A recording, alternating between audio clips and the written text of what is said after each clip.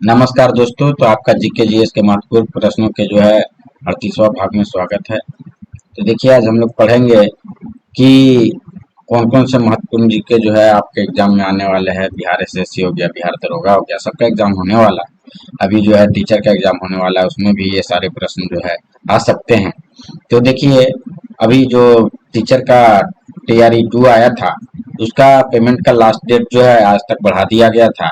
तो कुछ लोग जो नहीं भरे हैं और आज मुझे सुन रहे हैं, यानी 24 तारीख को सुन रहे हैं, वो अपना पेमेंट कर ले और फाइनल सबमिट कर दें, क्योंकि फिर से मौका नहीं मिलेगा। ये अंतिम चांस दिया गया है। ठीक है, 1 to 5 के लिए नहीं है, 6 to 12 के लिए। ठीक है, हमारा प्रश्न है, स्पिनिंग म्यूल का आविष्कार किसने किया था?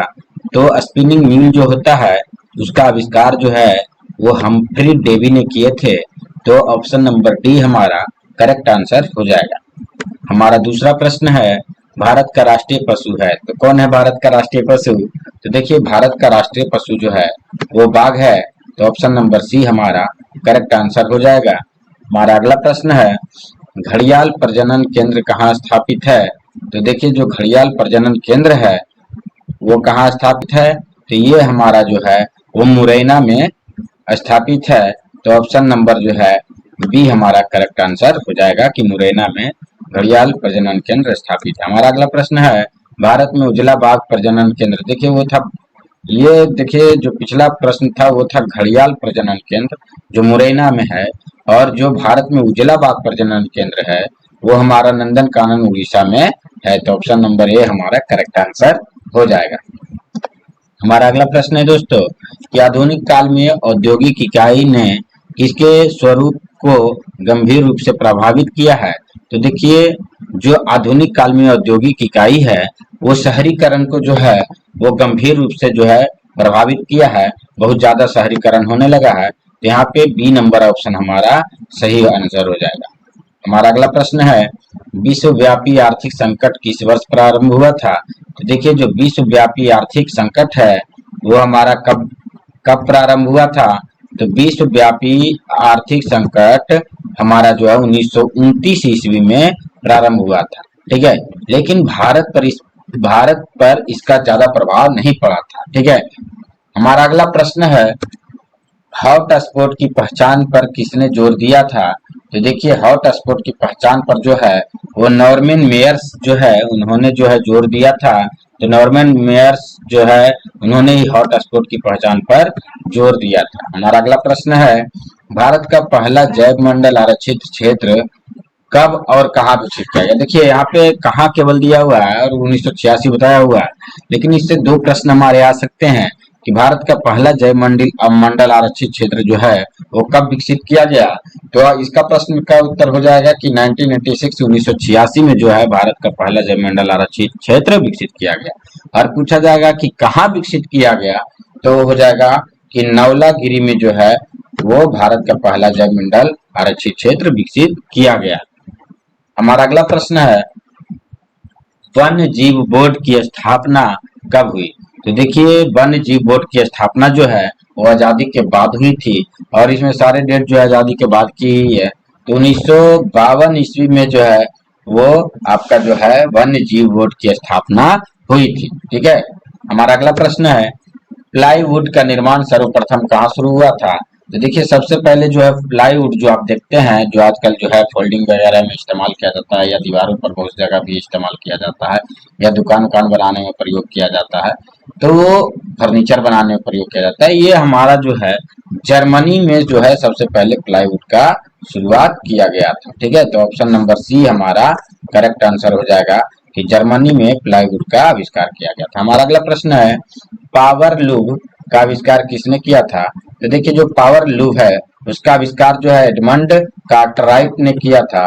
तो ऑप्शन नंबर ए हमारा करेक्ट आंसर हो जाएगा कि एडमंड कार्टराइट ने पावर लूम का आविष्कार किया था। हमारा अगला प्रश्न है, मंगू के अलावा माँ की कितने संतानें थी? तो देखिए, एक कहानी का भाग है।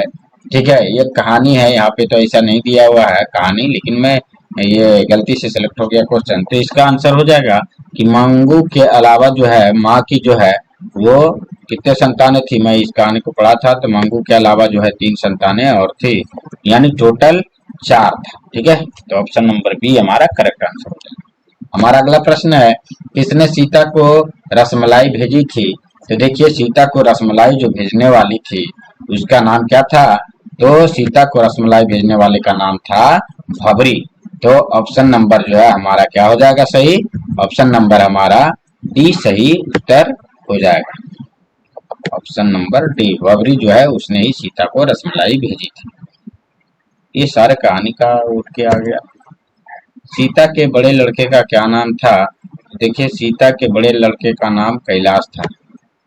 हमारा अगला प्रश्न है, मंगू के अलावा उसकी माँ की कितने संतानें थी? अभी मैंने बता दिया कि उसके अलावा जो है 3 संतानें थी। हमारा अगला प्रश्न है, अज्ञेय का जन्म कब हुआ था? तो देखिए, अज्ञेय का जन्म जो है 1911 ईस्वी को हुआ था। हमारा अगला प्रश्न है, दिनकर को किस कृति के लिए ज्ञानपीठ पुरस्कार मिला है? तो ये जो है उर्वशी पुस्तक के लिए जो है उन्हें ज्ञानपीठ पुरस्कार मिला है। हमारा अगला प्रश्न है, नौबत खाने में इबादत साहित्य की कौन सी विधा है? तो नौबत खाने में जो इबादत है ये एक निबंध है। ठीक है, तो ऑप्शन नंबर हमारा जो है एक करेक्ट उत्तर हो जाएगा। हमारा अगला प्रश्न है, पंडित बिरजू महाराज जो है लखनऊ घराने की किस पीढ़ी के कलाकार हैं? तो ये जो है 7वीं पीढ़ी के कलाकार हैं लखनऊ घराने के। ठीक है, हमारा अगला प्रश्न है, हमारा जो अगला प्रश्न है वो है, भीमराव अंबेडकर के विख्यात भाषण एनिहिलेशन ऑफ कास्ट का हिंदी रूपांतरण किसने किया था? तो देखिए, जो एनिहिलेशन ऑफ कास्ट है इसका हिंदी रूपांतरण ललन सिंह यादव ने किया था। तो ऑप्शन नंबर जो है बी हमारा करेक्ट आंसर हो जाएगा। हमारा अगला प्रश्न है, उत्तर भारत से नागरी लिपि के लेख कब से मिलने लगते हैं?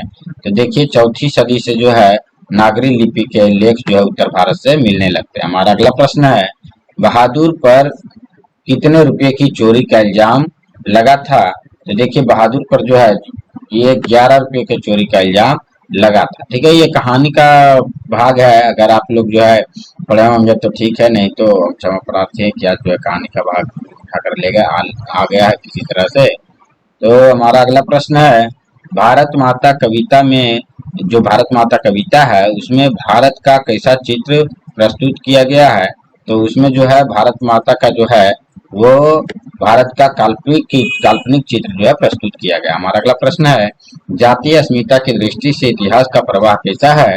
तो जातीय अस्मिता की दृष्टि से इतिहास का प्रवाह विच्छिन्न और अविच्छिन्न दोनों ही है।